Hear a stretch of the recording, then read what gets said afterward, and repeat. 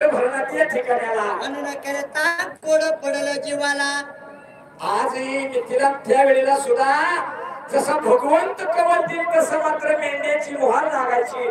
ज्या कुठल्या भागाला मेंढ्या जायचं तो भगवंतानं कवल द्यायचा. म्हणून करता असणाऱ्या सर्व साऱ्या मेंढक्याने विचार केला मनाला आणि असणाऱ्या काशीलिंगाच्या देवळाला. देवा या विधी गवळीसाठी आपला घर प्रपंच घरदार विसरायचं जकडं चारा घावत तिकडे जिकडं माझा पुढा तिकडं मुलग थोडा. कसा कसा तू या संसाराचा गाडा मला बाई ओढत ओढेना दोन पाऊला उभारू मामा तिथं मला जायचं घडलं. दोन पाऊला उभारू मामा तिथं मला जायचं घडलं.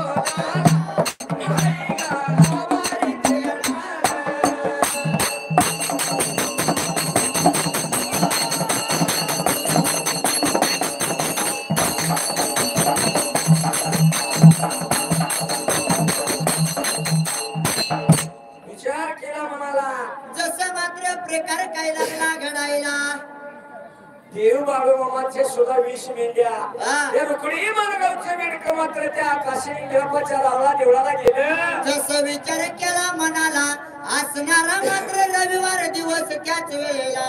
आणि या सकाळच्या पाड्याला मात्र माझ्या असणाऱ्या बिरापाच्या रावळाला जसं थोरलं मेंढके कवल लावलं होतं लावायला.